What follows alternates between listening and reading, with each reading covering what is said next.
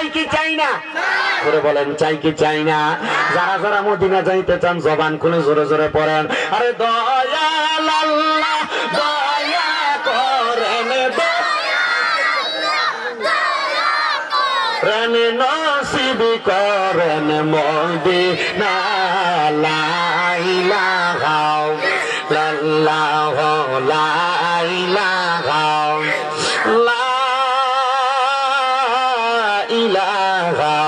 ইল্লাল্লাহ মুহাম্মাদুর রাসূলুল্লাহ সাল্লাল্লাহু আলাইহি ওয়াসাল্লাম। হে আমার পাইলগাওয়ালা কারবাই বাবারা, ও আমার পর্দার অন্তরালের মা বোনেরা, আপনারা যারা মাহফিলের মধ্যে বসেন বাবারা, আপনারা কেউ জবানটা বন্ধ রাখবেন না। আপনারা বলেন আমরা সবার জীবনে গুনাহ আছে না নাই? মুহাব্বতের আওয়াজে কন্যা বাবা গুনাহ আছে না নাই? কসম করে বলি রে বাবা, আমি শামীম বেদার গুনাহ যদি আপনারা পাইগামের মানুষ দেখতেন, আমারে কোনোদিন আপনারা মাহফিলে দাওয়াত করে আনতেন না। আল্লাহর দরবারে লাখ লাখ শুকরিয়া, আমার আল্লাহ তাআলা আমার গুনাহগুলা গোপন করে রাখছে।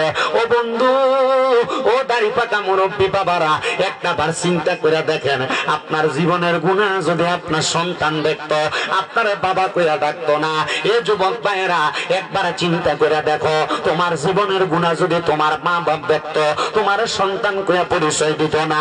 আল্লাহ, তুমি আমরার গুনাহগুলা গোপন রাখছো, গোপনে গোপনে আমরার গুনাহগুলা মাফ করে দিও। আমরা ওই আল্লাহ তাআলার একটু ইসমে জাতের জিকিরের মাধ্যমে স্মরণ করব, যেন আমার আল্লাহ তাআলা আপনার আমার জীবনের গুনাহগুলা মাফ করে দেয়। আসেন আমরা সবাই একসাথে আল্লাহ তাআলার ইসমে জাতের একটু জিকির করে মুহাব্বতের আওয়াজে চক্ষুটা বন্ধ করে দিয়ে আমার আল্লাহকে ডাকবেন, যেন আমার আল্লাহ তাআলা আপনার আমার জীবনের গুনাহগুলা মাফ করে দেয়। মুহাব্বতের সাথে আল্লাহ তাআলার জিকির করতে কোনো অসুবিধা হবে না তো বাবারা। যেমন ভাবে একটা লোহার মধ্যে ঝংকার পড়লে কামারের দোকানের মধ্যে নিলে ওই লোহাটারে আগুনের মধ্যে পানির মধ্যে চুবায় দেওয়ার কারণে আগুনের মধ্যে পোড়াত দিয়া এটা রাস্তে বাড়ি দিলে লোহার ঝংকার গুলা ঝুইরা ঝুইরা পইরা যায়। আপনি আমি যদি আল্লাহ তাআলার ইসমে জাতের জিকির করে আপনার কলবের মধ্যে যেই ময়লা গুলা আছে, ওই কলবের ময়লা গুলা আল্লাহ তাআলার জিকিরের মাধ্যমে জোরে জোরে পড়ে যাবে। আসেন বাবারা, একটু মুহাব্বতে আল্লাহ তাআলার ইসমে জাতের জিকির করে। আল্লাহ আল্লাহ আল্লাহ আল্লাহ আল্লাহ আল্লাহ আল্লাহ আল্লাহ আল্লাহ আল্লাহ আল্লাহ আল্লাহ দমে দমে জফর নাম আল্লাহ আল্লাহ দমে দমে মারহাবা আল্লাহ আল্লাহ দমে দমে জফর নাম আল্লাহ আল্লাহ দমে দমে মাশাআল্লাহ আল্লাহ আল্লাহ আল্লাহ আল্লাহ নাই আল্লাহ আল্লাহ আল্লাহ আল্লাহ আল্লাহ দমের উপর বাড়িঘর দম চাপিলে সবই ভর, দমের উপর বাড়িঘর দম চাপিলে সবই ভর, দমে দমে তালাশ করো খেয়া যায় পাওয়া মারহাবা আল্লাহ আল্লাহ দমে দমে মাশাআল্লাহ আল্লাহ আল্লাহ কে বাদা আমার ভাইনো গাই সঙ্গের সাথী কে নাই, কে বাদা আমার ভাইনো গাই সঙ্গের সাথী কে নাই, পরকালে যাইবার বেলা করে পাইবা না মারহাবা আল্লাহ আল্লাহ দমে দমে মারহাবা আল্লাহ আল্লাহ তোমায় ডাক দিলে সেই করে দিকে চাইও মরে মুর্শিদ ডাক দিলে সেই করে দিকে চাইও মরে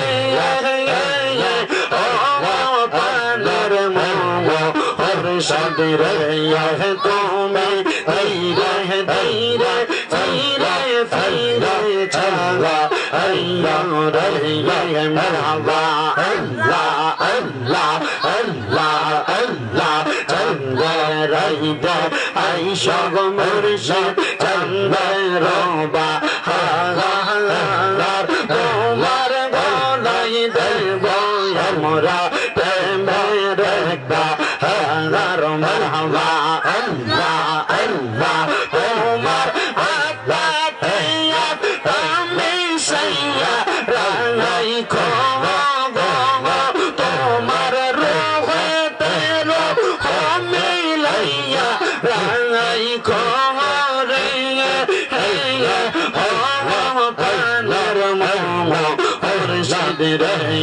তুমি ধীরে ধীরে ফিরে ফিরে চালা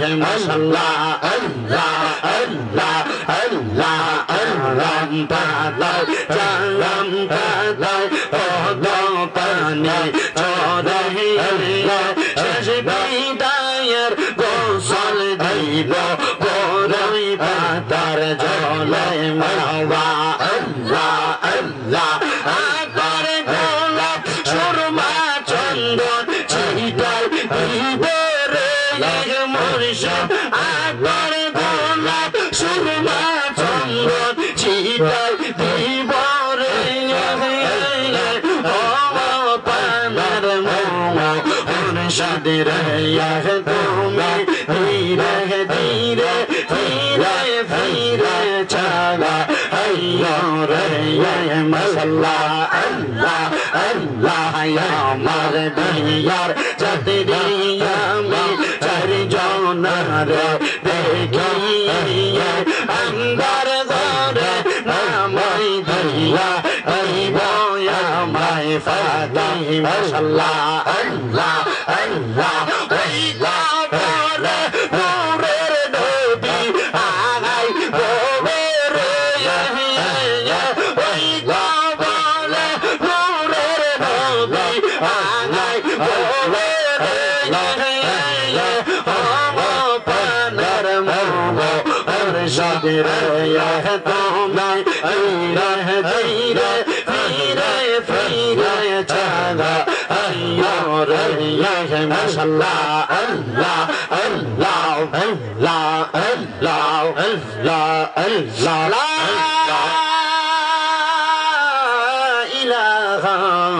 ইল্লাল্লাহ মুহাম্মাদুর রাসূলুল্লাহ সাল্লাল্লাহু আলাইহি ওয়াসাল্লাম আল্লাহুম্মা আমিন আল্লাহুম্মা আমিন আলহামদুলিল্লাহি রাব্বিল আলামিন আসসালাতু ওয়াসসালামু আলা রাসূলিহিল কারীম রব্বানা যালামনা আনফুসানা ওয়া ইন লাম তাগফির লানা ওয়া তারহামনা লানাকুনান্না মিনাল খাসিরিন মাবুদ ও দয়াল আল্লাহ আপনি কি আসমানে না জমিনে না পাহাড়ে না দরিয়ায় রে আল্লাহ এ গত জীবনে আপনার কত তালাশ করলাম সন্ধান পাইলাম না আল্লাহ বহু সন্ধানের পরে এই সুনামগঞ্জ জেলার অন্তর্গত জগন্নাথপুর থানাধীন পাইগাঁও কদরপাড়া ইসলামী সুন্নি যুব সংঘের উদ্যোগে তৃতীয়তম বাৎসরিক ওয়াজ দোয়ার মাহফিল সাজাইয়া এই এলাকার আলেম সমাজ বিশেষ করে তলেবুল এলেম তাহফাজুল কোরআন আমার ছাত্র ভাইয়েরা বিশেষ করে দাড়ি পাকা মুরব্বী বাবারা যুবক নওজোয়ান ভাইয়েরা ছোট্ট ছোট্ট মাসুম বাচ্চারা পর্দার অন্তরালের আমার কত মা বোনেরা আপনি আল্লাহর দরবারে মাপ পাওয়ার আশায় গুনাহগার কাঙ্গালের বেশে দুই কানা হাত বাড়াইছে আল্লাহ যার হাতটা তোমার কাছে মায়া লাগে পছন্দ হয় ওই হাতের উসিলায় আমরা প্রত্যেকের জীবনের গুনাহ মাফ কইরা বেগুনা মাসুম বান্দা বানায়া দাও এরে আমার এই পাইগাঁও এবং কদরপাড়া এলাকার মা বোনেরা গো কি গো মা মাইকের আওয়াজ আপনাদের কানে যায়নি গো মা মুনাজাত হইতেছে গো মা আল্লাহর দরবারে আমিন আমিন করে দুইটা হাত বাড়াইয়া দেন গো মা আমাদের বিশ্বাস আছে গো মা আমার আল্লাহ একটা হাতও খালি ফিরাইয়া দিবে না মারা গো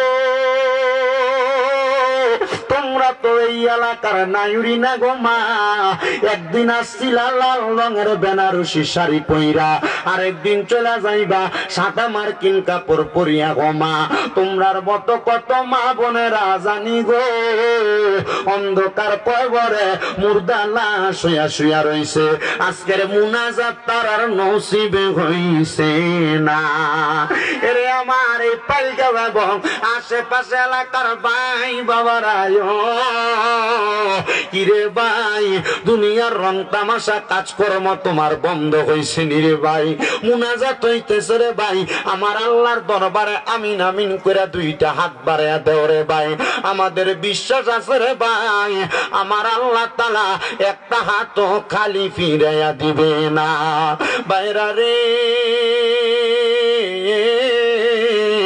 জানি না কার জন্য জানি আজকের মুনাজাতরা জীবনের শেষ মুনাজাত কইরা হাত বাড়াইছো জানি না রে ভাই কার জন্য জানি এই এলাকার গোরস্থানের মাটিটা পর্যন্ত লাফালাফি করতেছে জানি না রে ভাই আমার কোন ভাই বাবার জন্য জানি রে এই এলাকার রানীগঞ্জের বাজারে কাপড়ের কাপন গুলা কাইটা রেডি কইরা রাখছে আল্লাহ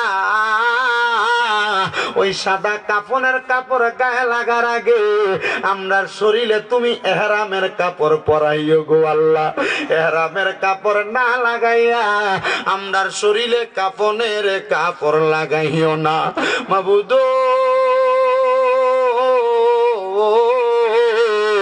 আজকের মুনাজাতে কে জানি হাত বাড়াইছে কার জানি জগতের মধ্যে বাবা নাই হায়রে বাবা যেই বাবারে বাবা কইয়া ডাকলে কলিজার আগুন পর্যন্ত ঠান্ডা হইয়া যায় যেই বাবা রিকশা চালাইয়া মাটি কাইটা নৌকা চালাইয়া নিজের রক্তরে পানি বানাইয়া রোদের মধ্যে পুইরা আব্বাজান নিজের সন্তানরে মানুষের মতো মানুষ বানাইয়া আজকে বাবা অন্ধকার কবর দেশের বাসিন্দা হইয়া শুয়ে রইছে এমন আব্বা যাদের অন্ধকার কবরে রে আল্লাহ আব্বার কবর তুমি আল্লাহ জান্নাতের বাগান বানাইয়া দাও ভালোবাসি তোমায় বাবা বুকটা যে যাইছি রে তোমার কথা হৃদয় মাঝে পড়ছে বারে বারে বাবা গো ও বাবা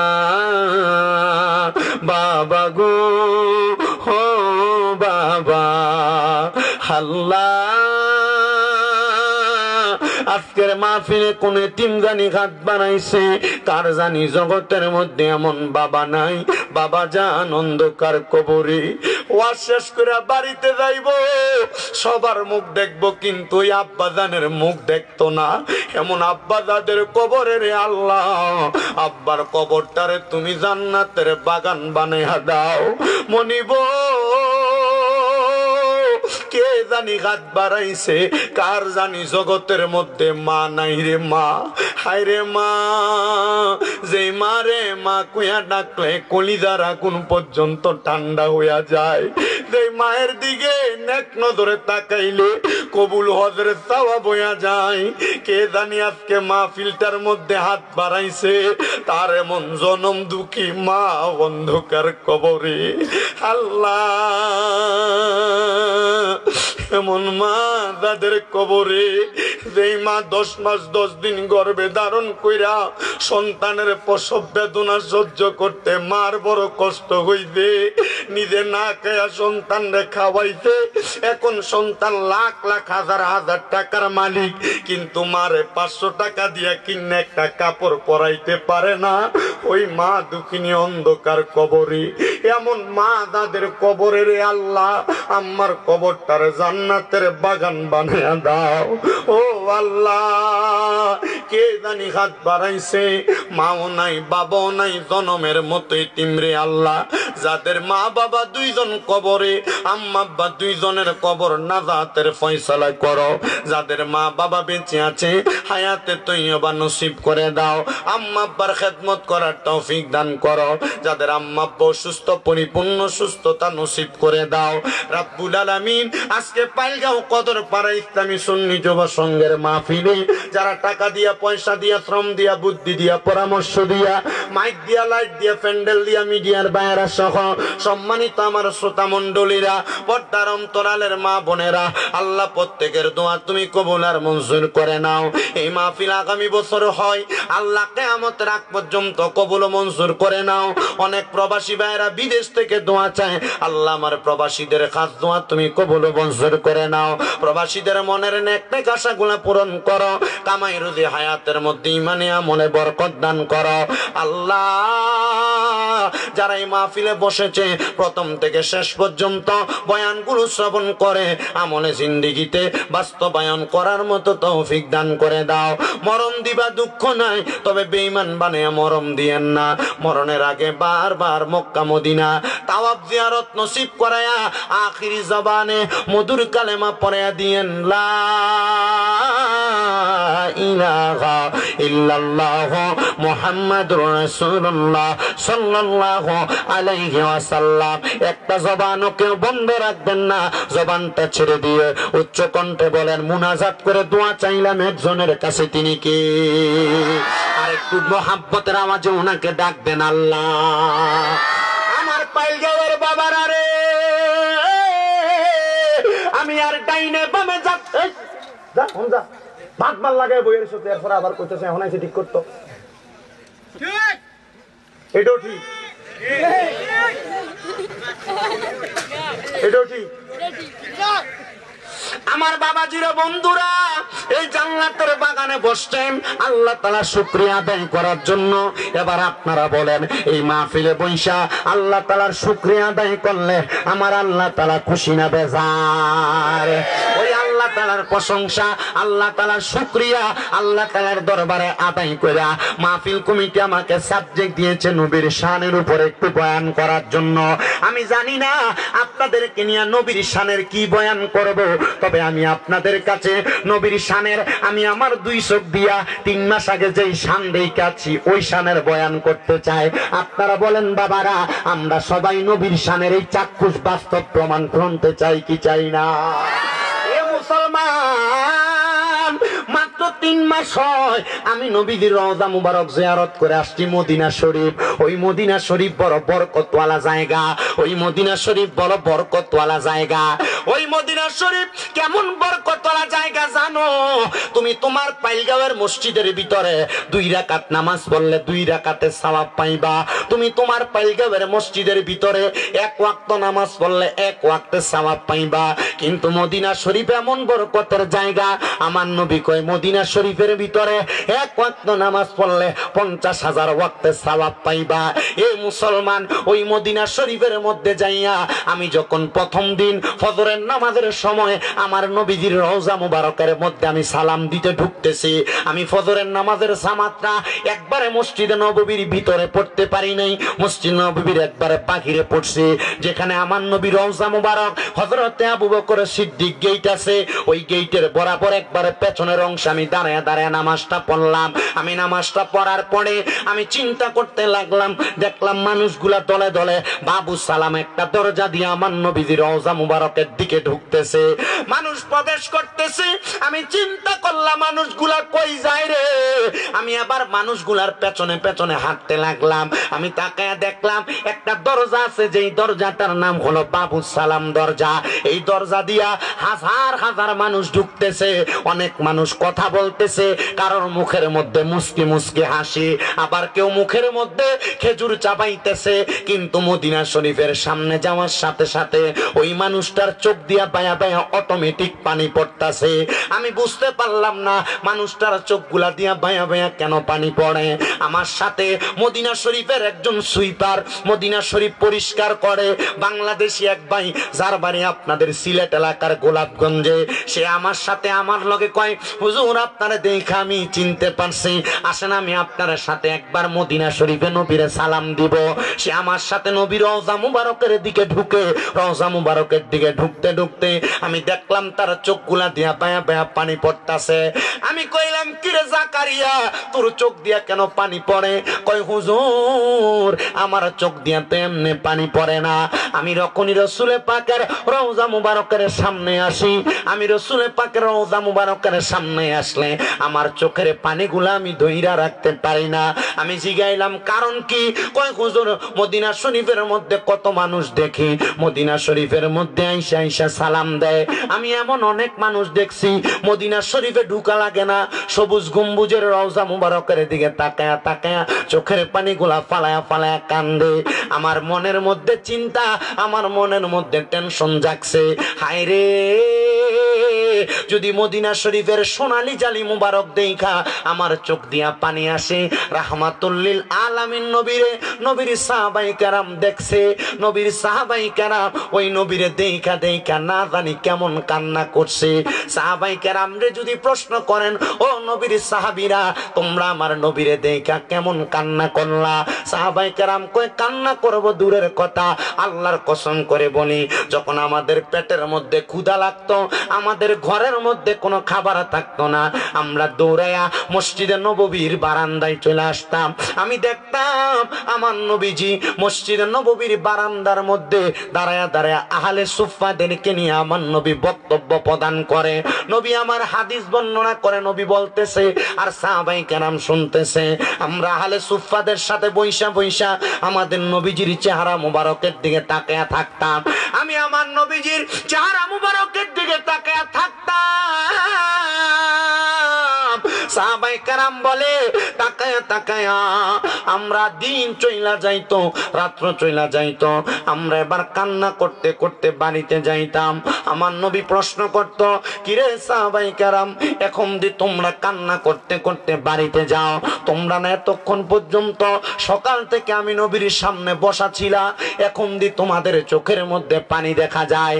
তারা বলতো, ইয়া রাসূলুল্লাহ আমরা কান্না করি, ও নবী গো আপনার রওজা আপনার সামনে থেকে চলে যাচ্ছি, এই জন্য কান্না করি গো। নবী গো আমাদের ঘরের খাবারের যেই ডেক আছে, খাবারের পাত্র আছে, ওই পাত্রের মধ্যে কোনো খাবার নাই, আমরা পেটের ক্ষুধার জ্বালা সহ্য করতে না পাইরা আপনি নবীর দরবারে চলে আসতাম, আপনি নবীর চেহারা মুবারকের দিকে তাকাইলে আমাদের পেটের ক্ষুধার কথা মনে থাকতো না। নবী গো এই জন্য আমরা আপনি নবীর সামনে চলে আসতাম, কিন্তু এখন আপনি নবীজি আপনার ঘর মুবারকে চলে যাচ্ছেন, আমরা কার দিকে তাকায়া তাকায়া আমাদের পেটের ক্ষুধার কথা মনে ভুলে যাব? আমার নবী ডাক দিয়া কয়, সাহাবায়ে কেরাম খাবারের কথা চিন্তা করো, যাও তোমরা তোমাদের ঘরে চলে যাও, দেখবে বাইতুল মাল থেকে আমার উমর তোমাদের জন্য খাবার নিয়ে দাঁড়ায় গেছে।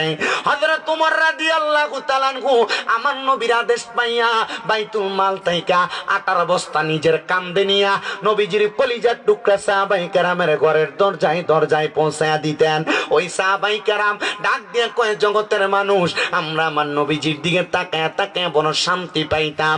আমি ওই ছেলেটারে জিগাইলাম, তুইও বুঝি নবীর রওজা দেইকা শান্তি পাস? কয়, হুজুর বেতন তো বেশি না, রওজা মুবারকের বারান্দা পরিষ্কার করি, বেতন দেয় মাত্র 600 রিয়াল। হুজুর এই টাকা দিয়া নিজে খামু না বাড়িতে পাঠামু আমি বুঝি না, তবে হুজুর জানেন মাঝে মাঝে প্রতি মাসে একবার না একবার আমার সাথে একটা আজব খেলা ঘটে। আমি কইলাম, কেমন খেলা? হুজুর বাড়িতে টাকা পাঠানোর আগে যখন 600 রিয়াল আমার বেতন দেয়, কোন জায়গা থেকে জানি হঠাৎ করে একটা মানুষ আইসা আমার সৌদির 500 রিয়াল দিয়া দেয়, অনেক সময় 2-3 জন মিলা 100 200 300 500 রিয়াল দিয়া দেয়। হুজুর আমি বাড়িতে 600 রিয়াল বেতন পাই, কথা সত্য, মাসে 60-70 হাজার টাকা আমি বাড়িতে পাঠাইতে পারি। আমি কইলাম, কারণ কি? কই, হুজুর আমি টেনশন করি না, আমার বিশ্বাস রাহমাতুল লিল আলামিন নবীর কদমে যেহেতু আমি থাকি, রহমতের নবী যদি আমার আল্লাহর কাছে আমার জন্য একটা বন্দোবস্ত করে দেয়, আমার খাবারের কথা চিন্তা করা লাগবে না, আমার দুনিয়ার কোনো কিছুর কথা চিন্তা করা লাগবে না। হুজুর আমার মনে হয় না পুরো এক সপ্তাহে আমি একদিন আমার রুমে যায় ঘুমাই, আমার ডিউটি মাত্র 12 ঘন্টা, আমি মদিনা শরীফে 24 ঘন্টা ডিউটি চালাই। আমার যখনই ঘুম পাই মদিনা শরীফের যেই কোনো পিলারের সাথে আমি হেলান দিয়ে ঘুমায়া যাই, মতো আইসা আমার ধাক্কাও দেয় না, কারণ আমার শরীরের মধ্যে মদিনার খাদেমের পোশাক, এই জন্য আমার ধাক্কা দিয়ে দৌড়ায় না। আমি চিন্তা করলাম, এই লোকটা যদি মদিনা শরীফ পরিষ্কার করে, মদিনা শরীফ পরিষ্কার করতে করতে ঘুমায়া যায়, আমার আল্লাহ তাআলা তার মরণটা তো কত মর্যাদার মরণ দান করব, কারণ আমরা জানি ভালোবাসার জায়গা মদিনা, ভালো লাগার জায়গা মদিনা, বলেন ভালোবাসার জায়গা মদিনা, ভালো লাগার জায়গা মদিনা, ভালোবাসার জায়গা মদিনা, ভালো লাগার জায়গা মদিনা। হায়রে এত সুন্দর জায়গা কোথাও দেখি না, এত সুন্দর জায়গা কোথাও দেখি না, সাজিয়েছেন দয়াল রাব্বানা ভালোবাসার জায়গা মদিনা। বলেন ভালোবাসার জায়গা মদিনা, ভালো লাগার জায়গা মদিনা। বলেন মদিনা শরীফ যাইতে আমরার ভালো লাগে কি লাগে না? আরে যে যায় নাই সে জানে না। বলেন আমরা ওই মদিনা একবার যাইতে চাই কি চাই না? হাতকে মদিনার নবীর রঙের পতাকা বানান, শরীরটা গরম হবে। হাতটা লাড়া দেনার পরেন ভালোবাসার জায়গা মদিনা, ভালো লাগার জায়গা মদিনা। বলেন ভালোবাসার জায়গা মদিনা, ভালো লাগার জায়গা মদিনা। বলেন ভালোবাসার জায়গা মদিনা, ভালো লাগার আপনামান। আরে মদিনা শরীফে দয়ার খাজিনা, মদিনা শরীফে দয়ার খাজিনা। আশিকে ছাড়া অন্য বোঝে না, ভালোবাসার জায়গা মদিনা। বলেন ভালোবাসার জায়গা মদিনা, ভালো লাগার জায়গা মদিনা। হাইরে এত সুন্দর জায়গা কোথাও দেখি না, এত সুন্দর জায়গা কোথাও দেখি না। সাজিয়েছেন দয়াল রাব্বানা ভালোবাসার জায়গা মদিনা। একটা জবান বন্ধ রাখবেন না, জবানটা ছেড়ে দিয়ে উচ্চ কণ্ঠে জোরে বলেন আল্লাহু আকবার। যখন তারে নিয়া নবীর রওজা মুবারক সালাম দিয়ে বের হইলাম, আমি আবার তাকায়া দেখলাম একটা পাকিস্তানি বাবা তার ছেলেটারে জড়ায়া জড়ায়া দইরা কান্দাছে। ওই পাকিস্তানি বাবাটা কান্দে আর কান্দাছে। এবার রওজা মুবারকের বাহিরে দাঁড়ায়া যখন কান্দে রে, আমি দাঁড়ায়া দাঁড়ায়া তাদের অবস্থাটা একটু দেখতে চাইলাম। এবার দেখলাম ওই ব্যক্তিটা কান্দে আর কয়, আল্লাহ তাআলা মদিনা শরীফের সামনে আসার কারণে আমার অন্ধ চোখটা ভালো করে দিছে, আমার অন্ধ চোখটা ভালো করে দিছে। তাইলে বুঝতে পারলাম ওই ব্যক্তির চোখটা ভালো ছিল না, লোকটার চোখটা কানা ছিল, লোকটা চোখে দেখতে পাইতো না। মদিনা শরীফে নবীর রওজা মুবারকের সামনে যাইয়া নবীজির রওজায় সালাম দেওয়ার কারণে আমার আল্লাহ তাআলা নবীজির রওজা মুবারকের সালামের বরকতে ওই ব্যক্তির চোখের পর্দা খুলে দিছে, চোখটারে ভালো করে দিছে। মনে রাখবেন মুসলমান, আল্লাহর নবীর হাদিস বর্ণনা শুধু চোখ খোলা না, ইন্তেকালের পরে দুনিয়া থেকে কেউ যদি একবার নবীর রওজা মুবারক সালাম দিয়া মারা যায়, আল্লাহর নবী কয় মান যারা কবরি ওয়াজাবাত লাহু শাফাআতি ইয়াউমাল কিয়ামা। যেই ব্যক্তি আমি নবীর রওজা মুবারক একবার জিয়ারত করলো, আমি নবীজি তার ইন্তেকালের পর তার জন্য সুপারিশ করা আমি নবীর জন্য ওয়াজিব হয়ে যায়। আরে আপনি যদি মরণের আগে একবার নবীর রওজা মুবারক জিয়ারত করেন, তাহলে মরণের পরে আল্লাহর নবী আপনার জন্য সুপারিশ করবে। কেমন সুপারিশ করবে? আমার দয়াল নবী রাহমাতুল লিল আলামিন নবীজি যখন আপনি দুনিয়ার জমিন থেকে কবরে যাবেন, আপনার কবরে আপনার সন্তান যাবে না, আপনার আত্মীয় স্বজন বন্ধু বান্ধব কেউ যাবে না। ওই কবরের মধ্যে আপনি যাওয়ার পরে ওই কবরের মধ্যে যখন সব আপনার শেষ হয়ে যাবে, কিন্তু ওই কবরে সওয়ালের জবাবের পরে আপনার কবরের মধ্যে যখন আপনার প্রশ্নগুলা করা হবে, প্রশ্নের জবাবের পরে আমার নূরের নবী রাহমাতুল লিল আলামিন নবীর 3 নাম্বার প্রশ্নের সময় আপনার দেখানো হবে। তখন প্রশ্ন করা হবে, ওমান হাযার রাজুল, এই ব্যক্তিকে তুমি চিনো কিনা?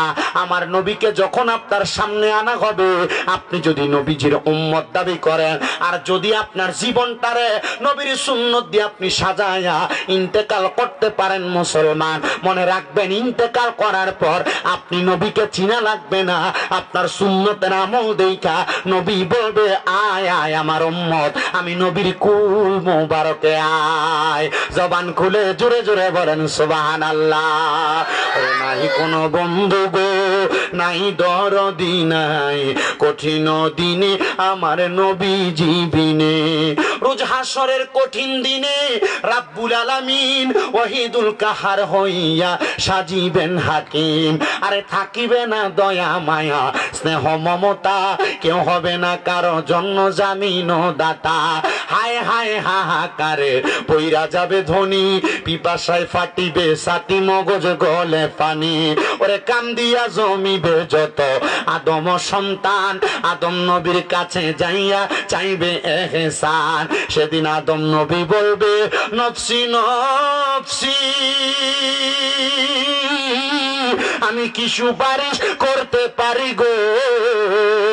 তোমরা এই মুহূর্তে চইলা যাও না আখেরি নবীর দরবারে, কঠিন দিনে আমার নূর নবী বিনে, কঠিন দিনে আমার নবীজি বিনে। হে আমার পালগাওয়ার বাবা, ও সুন্নি মুসলমান, আমরা সুন্নিদের একটা দোষ আছে রে, আমরা সুন্নিরা শুধু নবী নবী করি। এটার কারণ হইল কি জানো?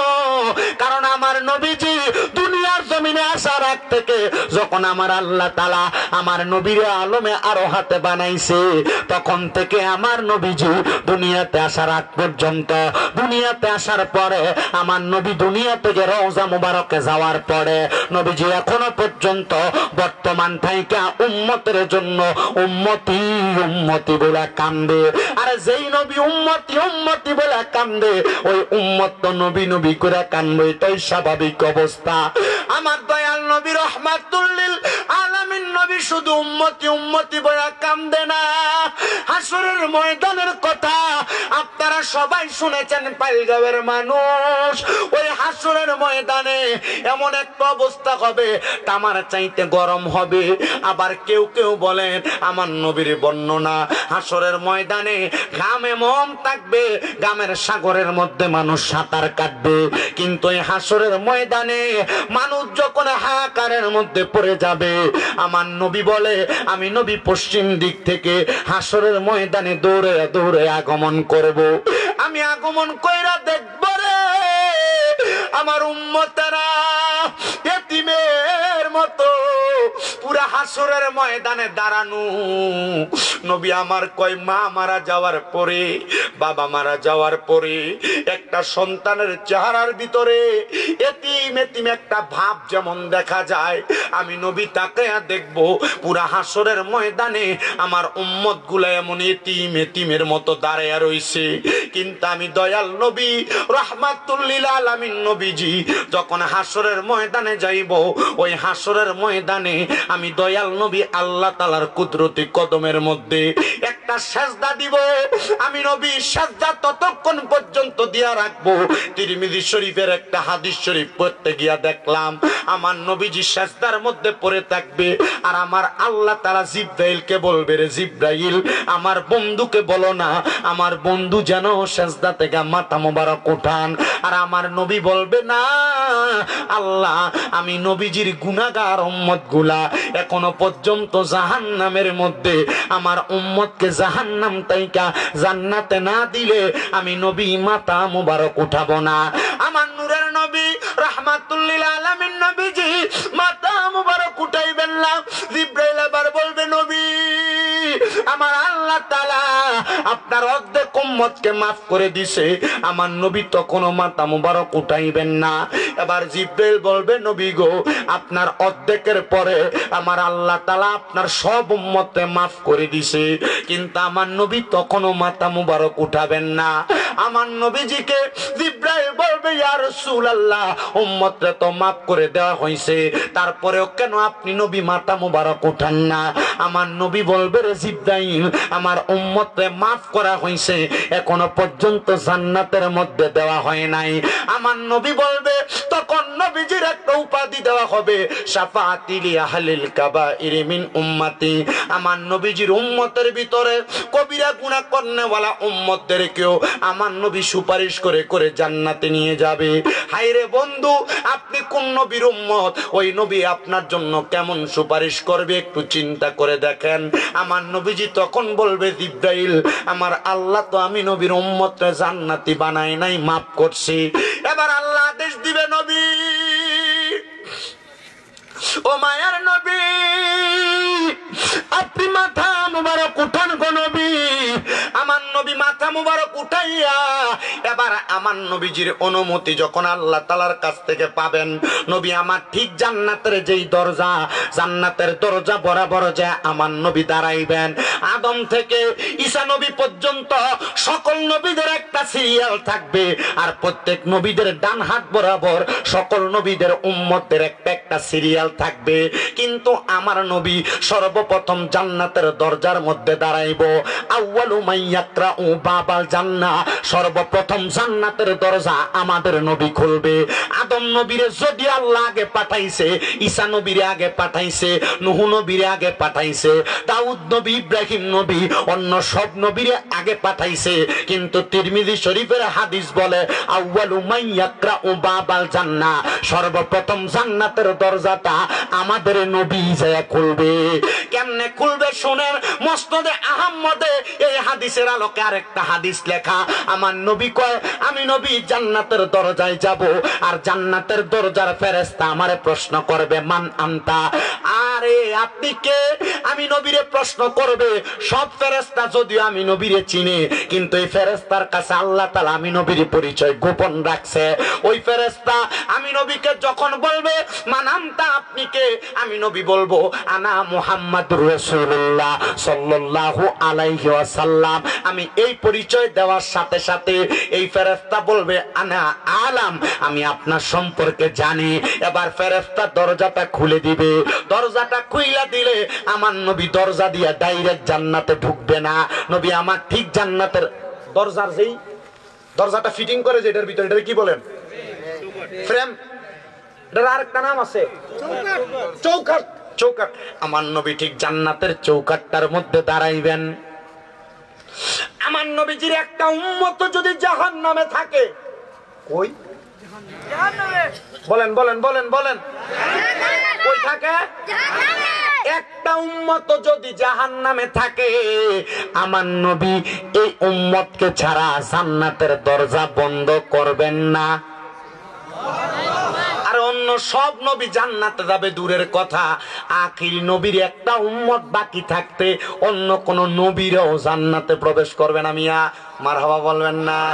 আমরা কেমন নবীর উম্মত, আমরা কেমন নবীর উম্মত, যেই নবীজির নাম রাখিলেন আল্লাহ স্বয়ং। মারহাবা বলবেন না? আরে যেই নবীজির নাম রাখিলেন আল্লাহ স্বয়ং রব।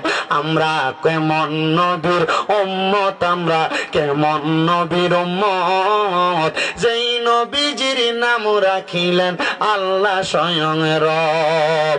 যেই নবী না বানাইলে কিছু হইতো না, আর কুরসি লৌহ কলম সৃষ্টি করত না, আল্লাহ সৃষ্টি করত না। সেই নবীজি কামলিওয়ালা, সেই নবীজি কামলিওয়ালা, কান্দন মদিনা বলেন, সেই নবীজি কামলিওয়ালা আছেন মদিনা। মদিনা মোর আসলে ঠিকানা, বলেন মদিনা মোর আসলে ঠিকানা। তুমি সবাইকে মদিনায় নিলা, সবাইকে মদিনায় নিলা, আমায় নিলা না নবী গো, আমায় নিলা না। মদিনা মোর আসলে ঠিকানা, বলেন মদিনা মোর আসলে ঠিকানা। আমার বাড়ি নবীর বাড়ি থাকলে পাশাপাশি, সকালে সন্ধ্যায় আসতাম আমি জিয়ারত করি গো নবী, জিয়ারত করি। আমার বাড়ি নবীর বাড়ি থাকলে পাশাপাশি, সকালে সন্ধ্যা আসতাম আমি জিয়ারত করি গো নবী, জিয়ারত করি। দেখবি যদি দয়াল নবী যা তুই মদিনা, বলেন দেখিবি যদি মায়ার নবী যা তুই মদিনা। মদিনা মোর আসলে ঠিকানা, বলেন মদিনা মোর আসলে ঠিকানা। নবী সবাইকে মদিনায় নিলা, সবাইকে মদিনায় নিলা, আমায় নিলা না। মদিনা মোর আসল ঠিকানা, নবী গো মদিনা মোর আসল ঠিকানা। ও মুসলমান, ও পাঞ্জাবের বাবারা, এবার আমার নবী রহমাতুল লিল আলামিন নবী জান্নাতের দরজার চৌকাটের মধ্যে দাঁড়াইবেন। আমার নবীর সব উম্মত জান্নাতে প্রবেশ করবেন, তখন আমার নবী জান্নাতের দরজা বন্ধ করবেন। এরপরে আদম নবী থেকে ঈসা নবী পর্যন্ত যত নবী আছে সব নবীদের সিরিয়াল আসবে, কিন্তু আমরা এমন একটা নবীর উম্মত, ওই নবী যখন জান্নাতের বর্ণনা দেয় আমার নবীর কাছে অন্যান্য ধর্মের মানুষ এসে ইসলাম ধর্ম গ্রহণ করে। এমন ভাবে ইসলাম ধর্ম গ্রহণ করতে আসছে নবীজির প্রখ্যাত হাদিস বিশারদ হযরত আবু হুরায়রা রাদিয়াল্লাহু তাআলা আনহু। ওনার নাম আপনারা শুনেন নাই, আমার মনে হয় এখানে এমন কোন মানুষ নাই। হযরত আবু হুরায়রা আয়েশা ডাক দিয়া কয়, ইয়া রাসূলুল্লাহ, ইয়া হাবিবাল্লাহ, নবী গো, আমার মনটা চায় আপনি যেই জান্নাতের কথা বলতেছেন ওই জান্নাতের পাগল হইয়া আপনি নবীর কাছে ইসলাম ধর্ম গ্রহণ করার জন্য। আমার নবী কয়, আবু হুরায়রা, আয় আয় আয়, আমি নবী তোমার ইসলাম ধর্ম গ্রহণ করে দে। আমার নবী আবু হুরায়রার ইসলাম ধর্ম গ্রহণ করে দিছে। আবু হুরায়রা কয়, জগতের মানুষ, ও দুনিয়ার মানুষ, আমি যখন ইসলামটা গ্রহণ করলাম আমার পরিবারের কোনো মানুষ ইসলাম ধর্ম গ্রহণ করে নাই। সব মানুষগুলা আমি আবু হুরায়রার প্রতি রাগান্বিত হয়ে গেছে। আমি আবু হুরায়রা ইসলাম ধর্মটা গ্রহণ কইরা যখন আমার বাড়ির দিকে যাই, আমি বাড়ির দরজার মধ্যে যাইয়া আমার মারে সালাম দেই, আসসালামু আলাইকুম ওয়া রাহমাতুল্লাহ।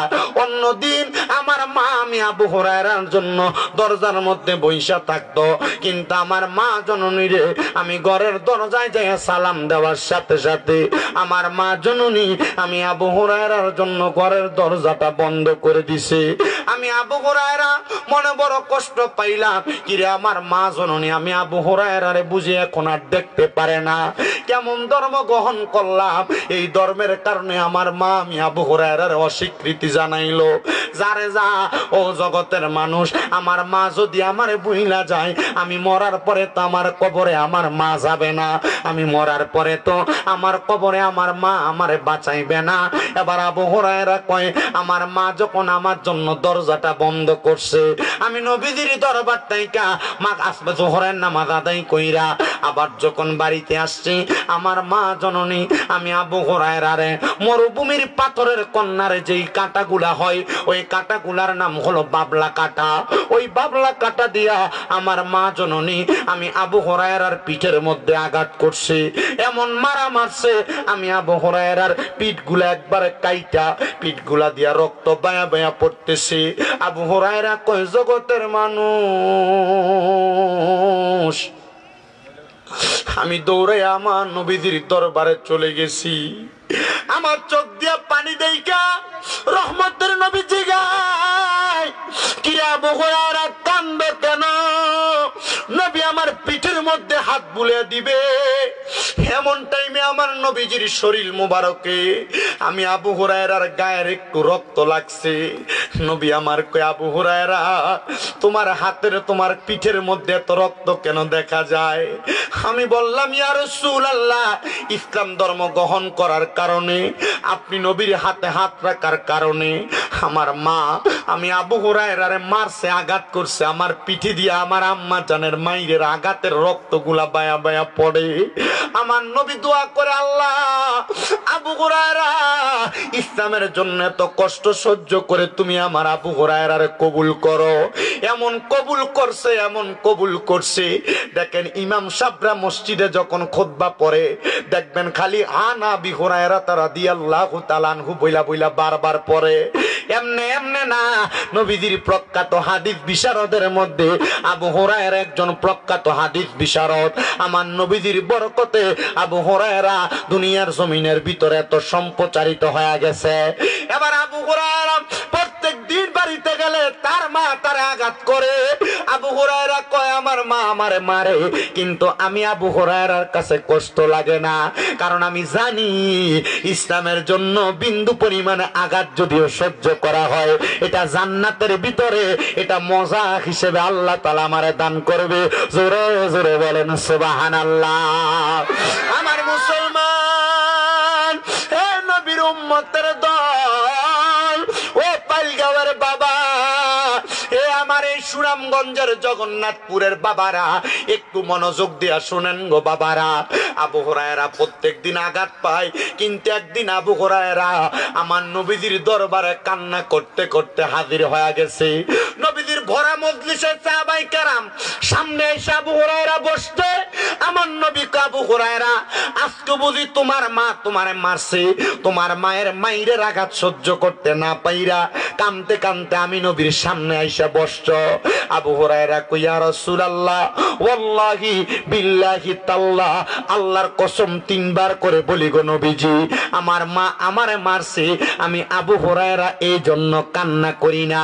নবী গো, আমি কান্না করি, আপনি নবী কত মানুষের জন্য কত দোয়া করেন।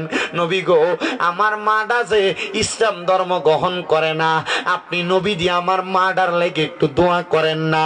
কিরে আবু হুরায়রা, মা দি তোমারে মারে আর তুমি দি তোমার মার লাগা দোয়া চাও। আবু হুরায়রা কয়, নবী গো, যেমনই হক না কেন এটা তো আমার মা। নবী গো, আল্লাহর কোরআন না বলে কু আনফুসাকুম ওয়া আহলিকুম নারা, তুমি নিজে জাহান্নামের আগুন থেকে বাঁচো, তোমার আহালকে জাহান্নামের আগুন থেকে বাঁচাও। নবী গো, আমি এই কষ্ট পাওয়ার কারণে, ইসলাম গ্রহণ করার কারণে আমি জান্নাতে মজা বক্ষণ করব, আরাম পাইব, আর আমার মা যেই মা আমারে জন্ম দিছে এই মা কষ্ট পাবে। আমি আবু হুরায়রা এটা সহ্য করতে পারি না। নবী, আমার বিশ্বাস আপনি নবী দোয়া করলে আমার মাটা মনে হয় ইসলামের ছায়াতলে চলে আসবে। আবু হুরায়রার মায়ের জন্য আমার নবীজি আল্লাহর কাছে হাত বাড়িয়ে দিছে, আল্লাহ তুমি আবু হুরায়রার মার হেদায়েত দান করো। নবী এই দোয়া করতে দেরি, উপস্থিত সাহাবায়ে কেরামের অভাব নাই। আবু হুরায়রা নবীর সামনে বসা, নবী দোয়া করার সাথে সাথে আবু হুরায়রা নবীর সামনে থেকে উঠতে একটা দৌড় মারছে। মারহাবা কোন, সব সাহাবায়ে কেরাম অবাক হয়ে গেছে। কি রে আবু হুরায়রা, এতক্ষণ মার জন্য দোয়া চাইলা, এখন দি নবী দোয়া করলো তুমি দৌড় মারলা, সামনে গিয়া সাহাবায়ে কেরাম আটকাইছে। কিরে ব্যথার জ্বালা কি এখন আর সহ্য হয় না, এজন্য তুমি দৌড় মাইরা চলে যাও? আবু হুরায়রা কয়, না, আমি তাড়াতাড়ি বাড়িতে যেয়ে দেখমু আমি আবু হুরায়রা দৌড়ে বাড়িতে আগে আইছি নাকি রাহমাতুল লিল আলামিন নবীর দোয়াটা আমার বাড়িতে আগে গেছে। নবী শানের ওয়াজ না? আমি আগে তাড়াতাড়ি বাড়িতে যাইতেছি, আমি বাড়িতে যেয়ে দেখবো আমি আগে বাড়িতে গেছি না রহমতের নবীর দোয়াটা আগে বাড়িতে গেছি। মুসলমান ইমানদার, এ নবীর উম্মতের দলেরা, একটু মনোযোগ দিয়া শুনেন। হযরত আবু হুরায়রা দৌড়াইতে দৌড়াইতে চলে গেছেন বাড়িতে, যা দেখে অন্যদিন মায়ের দরজার মধ্যে সালাম দেয়, আসসালামু আলাইকুম, দরজা খোলে না। আবার সালাম দেয়, আসসালামু আলাইকুম, দরজা খোলে না। আবার সালাম দেয়, আসসালামু আলাইকুম, দরজা খোলে না।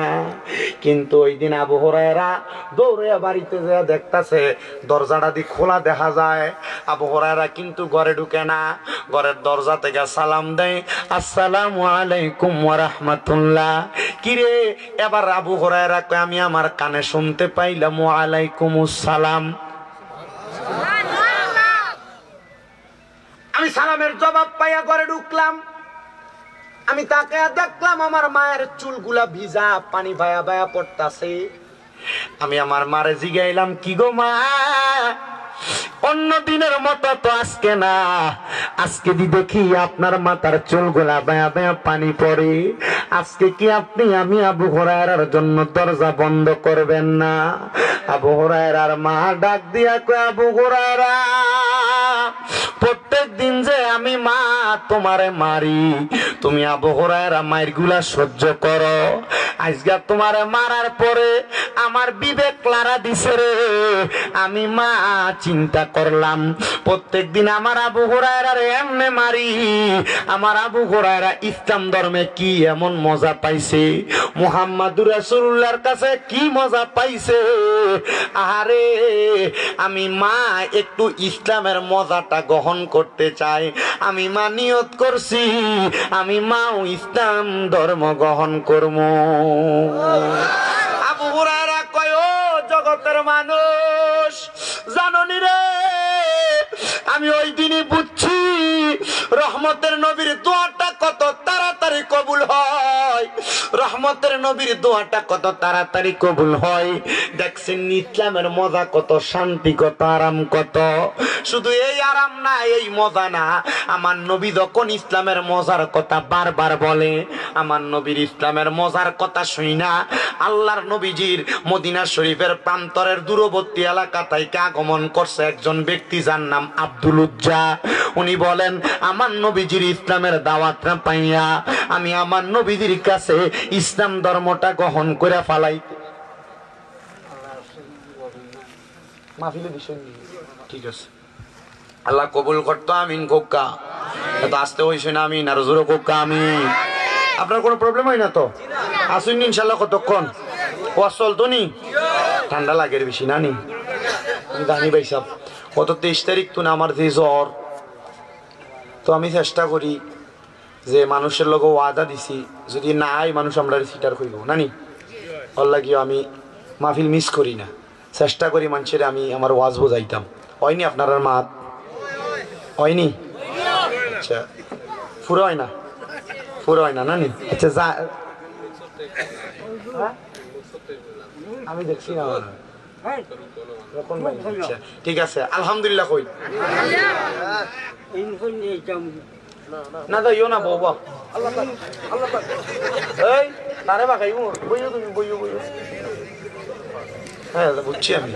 আলহামদুলিল্লাহ কোন সবাই আসতে বলছেন আলহামদুলিল্লাহ, আর মোহাব্বতের আওয়াজে বলেন আলহামদুলিল্লাহ। এ মুসলমান ইমানদার ভাই বাবারাম, গভীর মনোযোগ দিয়ে শুনেন। নবীর ইসলামের দাওয়াত পাইয়া নবীজির কাছে বহু বিধর্মীরা ইসলাম ধর্ম গ্রহণ করছে। এটা আমার নবীর সবচাইতে বড় শান, বড় মর্যাদা। কথা কন্যা ঠিক কিনা? তাহলে সবাই জবান খুলে মোহাব্বত ওই নবীর একটু শান পড়েন। ইয়া মুহাম্মদ মুস্তাফা নবী সাল্লাল্লাহু আলাইহি মুহাম্মদ মুস্তাফা নবী আমরার শাফায়াতের কান্দারি রাসূলুল্লাহ ইয়া মুহাম্মদ মুস্তাফা নবী লায়ালা ইয়া মুহাম্মদ মুস্তাফা নবী সাল্লাল্লাহু ইয়া মুহাম্মদ মুস্তাফা নবী নবীজি আমার কাবার ও কাবা আশিক গনের গলারি মালা। নবীজি আমার কাবার ও কাবা আশিক গনের গলারি মালা। নূর নবীর প্রেমেতে কাবা হইয়াছে কালা।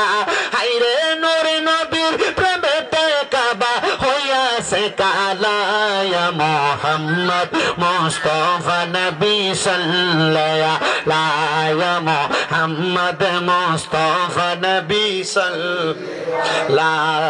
কেউ বা বলে নবী নূরেরই ফতুল, কেউ বা বলে নবী গোলাপেরই ফুল, কেউ বা বলে নবী নূরেরই পুতুল, কেউ বা বলে নবী গোলাপেরই ফুল। নয় সে পুতুল নয় সে রে ফুল, নূরে নূর আল্লাহ। হায়রে নয় সে পুতুল নয় সে রে ফুল, নূরে নূর আল্লাহ।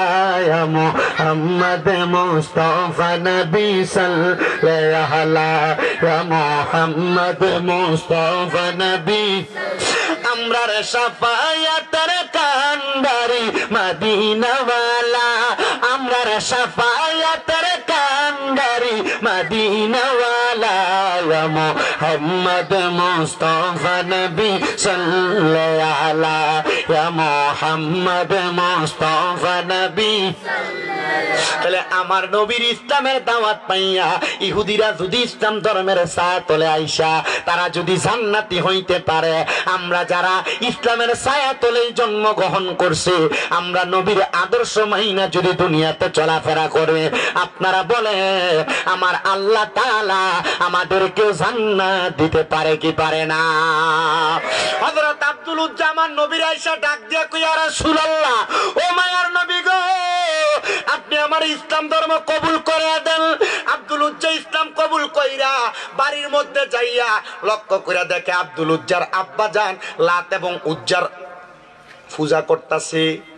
আব্দুলুজ্জা বলে, আমি দেখলাম আমার আব্বা আম্মা এক ঘরের মধ্যে লাত এবং উজ্জার পূজা করে, আমি সেখান থেকে বের হয়ে আইসা পাশের ঘরে নামাজের নিয়ত বানছি। আমার আব্বা জান আমার সামনে আইয়াই কইতেছে, রাম রাম রাম রাম, দেখছস নি ফোলা কি করে? তার বাপ দাদার ধর্ম ইসলাম ধর্ম, আর এই ফোলা দিয়ে এখন অন্য তার বাপ দাদার ধর্ম সনাতনী ধর্ম, আর এই ফোলা আইসা আমরার কাছে ইসলাম ধর্মের নামাজ আদায় করে। আব্দুলুজ্জার বাবা ডাক দিয়া কয়, কি রে আব্দুলুজ্জা, তুই বুঝি তোর বাপ দাদার ধর্মটারে মিটিয়ে দেওয়ার জন্য তুই ইসলাম ধর্ম গ্রহণ করছো? আব্দুলুজ্জা কয়, বাবা আপনি কি জানেন না, ইন্নাদ দীনা ইনদাল্লাহিল ইসলাম, নিশ্চয় শান্তির ধর্ম ইসলাম, পরিপূর্ণ জীবন ব্যবস্থা ইসলাম। ওগো আব্বা জান, আমি এই জন্য ইসলাম ধর্মটা গ্রহণ করেছি। হযরতে আব্দুলুজ্জা নামক ওই ব্যক্তিটা পরবর্তীতে কেমন ঘটনা হয়েছে শেষ করে আমি বয়ানটা আপনাদের কাছে টানবো। হযরত আব্দুলুজ্জা নামক ওই ব্যক্তি বাবারে প্রশ্ন করে, বাবা আপনি বলেন, আপনি আপনার বাপ দাদার যেই ধর্মের মধ্যে আছেন, এই ধর্মের মানুষগুলা মারা যাওয়ার পরে তাদেরকে জীবিত অবস্থায় লাকড়ির উপরে শোয়ায়া শরীরের মধ্যে আগুন দেওয়া হয়, কিন্তু ইসলাম ধর্মের মানুষ যখন মারা যায় তাদেরকে কত সুন্দর গোসল দিয়া কাপন পরায়া সম্মানের সাথে কবরের ভিতরে নামায়া দেওয়া হয়। আব্বা এটা তো আমার কাছে বড় ভালো লাগে, এই জন্য আমি ইসলাম ধর্মটা গ্রহণ করেছি। আব্দুলুজ্জার বাবা কয়, তাইলে তুমি আমার ঘরে থাকতে পারবা না। আব্দুলুজ্জা ডাক দিয়া কয়, বাবা আমি জানি ইসলাম ধর্ম গ্রহণ করলে আপনি আমার সন্তানের পরিচয় দিবেন না, এই জন্য আমি যাই নাও ইসলাম ধর্ম গ্রহণ করেছি। আব্দুলুজ্জা ওই আব্বা জানার কথাটা শুই না ঘর থেকে বের হয়ে যাবে, এমন টাইমে আব্দুলুজ্জার বাবা ডাক দিয়া কয়, রে আমার সন্তান শুই না লও, তোমার শরীরের মধ্যে যেই পোশাক দেখা যায় এই পোশাকগুলো তো আমি বাবার টাকায় কিনা, দে দে দে, আমি বাবার টাকার কিনার পোশাকগুলা খুলে খুলে দিয়া দে। আব্দুলুজ্জা বাবার কথা শুই না শরীরের পোশাকগুলা খুইলা দিয়া উলঙ্গ অবস্থায় দৌড়াইয়া মা যেই ঘরের মধ্যে পূজা করে ওই ঘরের মধ্যে দৌড়াইয়া চইলা গেছে। আব্দুলুজ্জা ঘরের মধ্যে যাওয়ার পরে মা জননী আব্দুলুজ্জার দিকে একবার তাকায়া দ্বিতীয়বার আর তাকায় না, কারণ মা জননী উলঙ্গ সন্তানের দিকে এত বড় বয়স্ক সন্তান কেমনে তাকাইব? আব্দুলুজ্জা ডাক দিয়া কয়, মা একবার তাকাইছেন, আমি জানি আরেকবার আমার দিকে তাকাইবেন না। আমার আব্বা জান, আমি আব্দুলুজ্জা ইসলাম ধর্ম গ্রহণ করার কারণে আমি সন্তানরে শরীরের জামা কাপড় পর্যন্ত খুইলা রাইখা দিছে গো মা, পারবেন নি গো আমি আব্দুলুজ্জার একটা কাপড় দিয়া সহযোগিতা করতে? ওই লাত এবং উজ্জার সামনা পরিষ্কার করার যে ময়লাযুক্ত কাপড় আব্দুলুজ্জারে দিছে। আব্দুলুজ্জা বলে, আমি আমার লজ্জাস্থানটারে ঢাইকা হাঁটতে হাঁটতে রাতের অন্ধকারে মসজিদে নববীর কেবলা বরাবর বর্তমানে যেই জায়গায় বেলাল মসজিদ অবস্থিত সেইখানে একটা খেজুরের বাগান ছিল, ওই খেজুরের বাগানে হযরতে আব্দুলুজ্জা আইসা ওই জায়গার মধ্যে অবস্থান করছে। অবস্থান কইরা আব্দুলুজ্জা নামক ব্যক্তিটা ওই জায়গার মধ্যে কান্নাকাটি করতেছে। আর আমার নবী রাত্রবেলা আম্মা জান আয়েশা সিদ্দিকার ঘর মুবারক থেকে বাইর হইয়া ওই জায়গার মধ্যে যখন গেছেন, আমার নবীজি নিরলে নিরলে ওই খেজুর বাগানে ইবাদত করতেন। কিন্তু আমার নবীজি নামাজের নিয়ত করবে এমন টাইমে নবী আমার বলতেছে, আমি আমার কানের মধ্যে গুনগুন গুনগুন কান্নার আওয়াজ শুনতে পাইয়া জিজ্ঞাসা করলাম, কে গো? কে? পর্দার অন্তরাল থেকে কান্নার আওয়াজ আসতেছে গাছের আড়াল থেকে। ডাক দিয়া কই, ইয়া রাসূলুল্লাহ, আমি আপনার কাছে সদ্য ইসলাম গ্রহণ করা আব্দুলুজ্জা। ও মায়ার নবী, ও দয়ার নবী, রাহমাতুল লিল আলামিন নবীজি, আমি আপনার কলিজার টুকরা আব্দুল উজ্জা। আমার নবী কয় সামনে কেন আসো না? নবী গো, ও মায়ার নবী, আপনি নবী ইসলাম ধর্ম গ্রহণ করানোর আগে থেকে আমি জানি আল হায়াউ শুবাতু মিনাল ঈমান, লজ্জা হইল ঈমানের অঙ্গ। নবী গো, আমার আব্বা জান ইসলাম ধর্ম গ্রহণ করার কারণে আমার গায়ের জামা কাপড়গুলা খুইলা নিয়ে গেছে। নবী গো, আমার গায়ের মধ্যে কোনো জামা কাপড় নাই, আমি কেমনে আপনার সামনে আসবো? আমার নবীজির শরীর মুবারকের একটা জুব্বা মুবারক, কেউ কেউ বলে চাদর মুবারক, হযরতে আব্দুল উজ্জারে দিয়া দিছে। আব্দুল উজ্জা চাদরটা গায়ে দিয়া আমার নবীর সামনে যখন আসছে, নবী আমার ডাক দিয়া কয়, আব্দুল উজ্জারে, এই চাদর পইরা যেহেতু আসছ, চিন্তা করবা না, আমি নবীর মসজিদে নববীর ভিতরে কোনো অভাব হয় না, ওই জায়গার মধ্যে যাইবা। এখনো পর্যন্ত মসজিদে নববীর পাশে, মানে জান্নাতুল বাকি এবং মসজিদে নববীর মাঝ বরাবর বাবে জিব্রাইল একটা দরজা আছে, ওই দরজার পাশে ছোট ছোট বাচ্চারা কোরআন শিক্ষা গ্রহণ করে, এবং দরজার পাশে প্রত্যেক ওয়াক্তে খানার টাইমে কিছু কিছু করে খানা দেওয়া হয়, কারণ এই জায়গার মধ্যে মুসাফিররা খানা পায়, এটা আমার নবী আগে বইলা দিয়া গেছে। কিয়ামতের আগ পর্যন্ত এই খানা কোনোদিন বন্ধ হবে না। খাবারের টাইমে কোথা থেকে জানি খাবার গুলা চলে আসে। এই বরকত দিয়েছেন একজন, তিনি কে? উসিলা মুহাম্মাদুর রাসূলুল্লাহ সাল্লাল্লাহু। হযরতে দয়াল নবী বলে, যাও মসজিদে নববীতে। আব্দুল উজ্জা বলে, আমি মসজিদে নববীর মধ্যে প্রবেশ করলাম। সাহাবায়ে কেরাম কয়, কি রে আব্দুল উজ্জা, মসজিদে নববীতে আগমন করছো? নবী তো আব্দুল উজ্জারে ইসলাম গ্রহণ করার পরে নাম রাখছে আব্দুল্লাহ। একটা জুব্বা পেয়ে গেছে নবীর, এবার আমার নবীজির জুব্বা পাইছে, এটা তো সাহাবায়ে কেরাম জানে না। সাহাবায়ে কেরাম কয়, তোমার শরীর থেকে যে রহমতের নবীজির শরীর মুবারকের ঘ্রাণ আসতেছে, বলে আমার শরীরের মধ্যে যেই জুব্বাটা দেখতে পাও, এই জুব্বাটা আমার নবীজির দেওয়া জুব্বা। এই জুব্বা গায়ে দিয়ে আব্দুল উজ্জা, হযরতে আব্দুল্লাহ এবার মসজিদে নববীতে ঘোরাফেরা করে। ফজরের নামাজের আযান হয়ে গেছে, সবাই আমার নবীদের পেছনে নামাজ আদায় করলো। ফজরের নামাজের পরে আমার নবী ডাক দেয়, কে আছো রে? এ সাহাবায়ে কেরাম, খন্দকের ময়দানে যুদ্ধ করতে হবে। সব সাহাবায়ে কেরাম রওনা করেছে। হযরত আব্দুল উজ্জা কয়, লাব্বাইক ইয়া রাসূলুল্লাহ, আমি যুদ্ধ করার জন্য প্রস্তুত। আমার নবী কয়, কি রে, তুমি যুদ্ধ করবা? নতুন মাত্র ইসলাম গ্রহণ করছো, তুমি যদি যুদ্ধের ময়দানে যায় ইন্তেকাল করো কি হবে? আব্দুল উজ্জা কয়, নবী, যখন ইসলাম ধর্ম গ্রহণ করেছি তখনই আমি আমার জীবনটারে আল্লাহর ওয়াস্তে আমি বিলীন করে দিছি ফি সাবিলিল্লাহ, তো এখন আপনি কেন আমার মরণের ভয় দেখান? নবী গো, আমার মনে একটাই মাত্র আশা, আমি যদি এই যুদ্ধে যায় ইন্তেকাল করি, আমি যদি শাহাদাত বরণ করি, আপনি নবী বললেন আমি মারা যাওয়ার পরে আমার শরীরের মধ্যে যে একটা জুব্বা আছে, আপনি নবী আরেকটা কাপড় দিয়া আমার জামাটা পরাইয়া দিবেন, আর আপনি নবীজি নিজে আমি আব্দুল উজ্জারে আমার কবরে রাইখা দিবেন। আমার নবী কবুল করলেন, যাও রে আব্দুল উজ্জা, যুদ্ধের ময়দানে যাও। ওই যুদ্ধে আব্দুল উজ্জা শহীদ হয়ে গেছে। আমার দয়াল নবী রাহমাতুল লিল আলামিন নবীজি ওই আব্দুল উজ্জার কবরের মধ্যে নাইমা নবীজির শরীর মুবারকের আরেকটা জুব্বা আব্দুল উজ্জারে গায়ে দেয়া, নবীজি নিজ হাত মুবারক দিয়ে আব্দুল উজ্জারে তার কবরের মধ্যে শোয়া দিছে। আমার নবী রাহমাতুল লিল আলামিন নবী যখন তার নিজ কবরের মধ্যে শোয়া দেয়, সাহাবায়ে কেরাম কয়, দেখছুনি আব্দুল্লাহ জুলজুব্বাতাইনের জীবন কত ধন্য। আরে নাম তো আব্দুল্লাহ জুলজুব্বাতাইন কেন হইল? কারণ হইল নবীজির দুই জুব্বা পাইছে, এই জন্য সাহাবায়ে কেরাম তার উপাধি দিছে জুব্বাতাইন, মানে দুই জুব্বার মালিক। আর তার জীবন কতই না ধন্য, তার রহমতের নবী নিজ হাত মুবারকে তার কবরে রাখছে। আমার নবী আব্দুল্লাহ জুলজুব্বাতাইন রে তার কবরে রাইখা মাটি দেওয়ার পরে জান্নাতুল বাকির সামনে দাঁড়ায়া দাঁড়ায়া ডাক দিয়ে কই, ও সাহাবায়ে কেরাম, শুইনা রাখো রে, শুইনা রাখো, আমি তাকায়া দেখতেছি এই কবর দুনিয়া জমিনের ভিতরে সন্ধ্যা হইলে রাত্র গনে আসে, আর আব্দুল উজ্জার কবরে মাটি দেওয়ার সাথে সাথে কবর অন্ধকার হয় নাই, আব্দুল উজ্জার কবরটা আলোকিত হয়ে গেছে। এটা অন্য কোন কারণে না, আব্দুল উজ্জা ইসলামের ছায়া তলে আইসা আমি নবীর কথাগুলা গ্রহণ করার কারণে। ও আমার পাইলগাঁও এলাকার কদরপাড়া ইসলাম ইসলামী সুন্নি যুব সংঘের বাইরা লাখ লাখ টাকা কেন খরচ করো?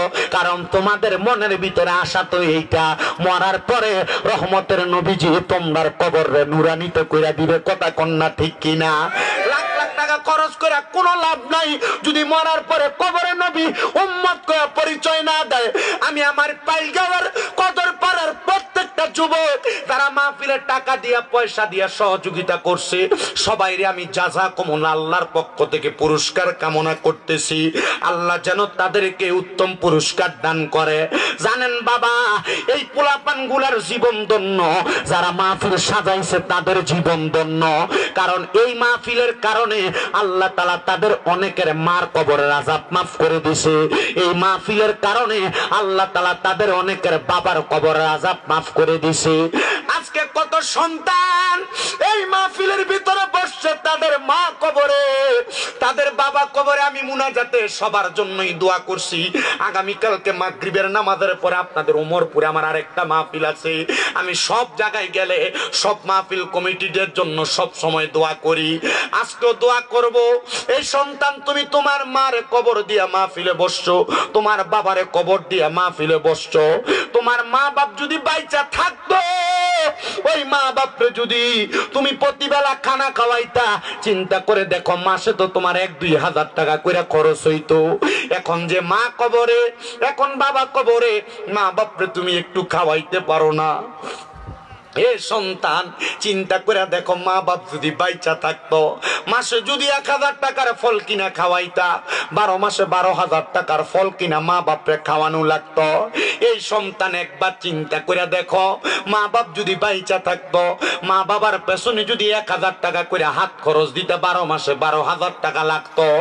একটা সন্তান শুধু দাঁড়াইবা ইসলামের জন্য, আল্লাহর ওয়াস্তে মাহফিলে আগামী বছর 10,000 টাকা দান করবা মা বাবার মোহাব্বতে। আজকের মাহফিলের যিনি সম্মানিত প্রধান অতিথি মাওলানা রুহুল আমিন সিদ্দিকী সাহেব, আমি স্টেজে ওঠার আগে ঘরে বসে অপেক্ষা করতেছে। আমার কালেকশনের মাছ দিয়েই হুজুর স্টেজে উঠবেন। একজন ছেলে শুধু হাত বাড়াইবেন, হুজুর আমার মা নাই, মা যদি থাকতো আমি আমার মারে খাওয়াইতাম, আমার বাপ যদি থাকতো আমি আমার বাপরে খাওয়াইতাম। ওই মা বাবার মোহাব্বতে আগামী বছর আমি সন্তান এই মাহফিলে 10,000 টাকা দান করব। আছেন নাকি একটা ছেলে প্রবাসী, ধন্য মায়ের ধন্য সন্তান। অনেক সন্তানই হয়তো বসছেন, আপনার মা বাবা আপনার লাখ লাখ টাকার জায়গা জমি দিয়া গেছে। এই জায়গা জমিতে যদি আপনি ভাড়া থাকতেন, প্রতি মাসে যদি 5,000 টাকা করে ভাড়া দিতেন, 12 মাসে 60,000 টাকা ভাড়া দেওয়া লাগতো। একটা সন্তান হাত বাড়াইবা, হুজুর আমার মা নাই দোয়া কইরেন, বাবা নাই দোয়া কইরেন, আমি 10,000 টাকা দান করব আগামী বছর। কে দিবে? একজন হাত বাড়াইয়া বলবে 10,000 টাকা দিবে আগামী বছর।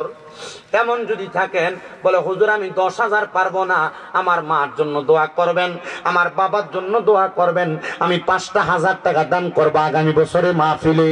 দিবেন কে? হাতটা বাড়াইয়া বলবেন। আপনি দিবেন? নাম কি? নাম কি আপনার? মানে অলিউর রহমান সাহেব দেখছো নিল। নারে তাকবীর, আস্তে তাকবীর দেন। নারে রিসালাত। আল্লাহ কবুল করে মঞ্জুর করো। পদের পাড়া শাহজালাল জামি মসজিদের সম্মানিত ইমাম মাওলানা অলিউর রহমান সাহেব, উনি আগামী বছর মাহফিলে দান করবে 5,000 টাকা। জোরে কোন মারহাবা। আল্লাহ কবুল করো, মঞ্জুর করো। ইমাম সাহেবের মনের আশা পূরণ করো, বংশের কবর আযাব মাফ করো, কামাই রুজি হায়াতের মধ্যে বরকত দান করো। উনি দেশ দশের জন্য দোয়া করে, আমি গুনাহগার কি দোয়া করব জানি না। এরপরে কে দিবে? 2 নাম্বার, হুজুর আমার মা নাই দোয়া করবে, আমার মা বাপ থাকলে মা বাবার পেছনে খরচ করতাম, আমি 5,000 টাকা দান করব আগামী বছর। কে দিবে? 2 নাম্বার, 5,000 টাকা। ধন্য মায়ের ধন্য সন্তান, ধন্য বাবার ধন্য সন্তান। হাত তোলেন শুধু, আগামী বছর 5,000 টাকা দান করবে। কে দিবে? 2 নাম্বার। আপনি নাম কি? আপনার নাম কি? বাড়ি কোথায়? মারহাবা। নারে তাকবীর। আম্মা বাসিনি, আম্মা বাসিনি। হ্যাঁ, আম্মা আছে, আব্বা নাই। হ্যাঁ, নারে রিসালাত। আল্লাহ কবুল করো, মঞ্জুর করো। জনাব মোহাম্মদ দুলাল মিয়া সাহেব, হ্যাঁ দুলাল মিয়া সাহেব উনি দান করে দিলেন 10,000 টাকা। আল্লাহ কবুল করো, মঞ্জুর করো। দুলাল মিয়ার বংশের কবর আযাব মাফ করো। আম্মা আছে, আব্বা নাই, আল্লাহ ওনার আব্বার কবরটারে জান্নাতের বাগান বানায়া দাও।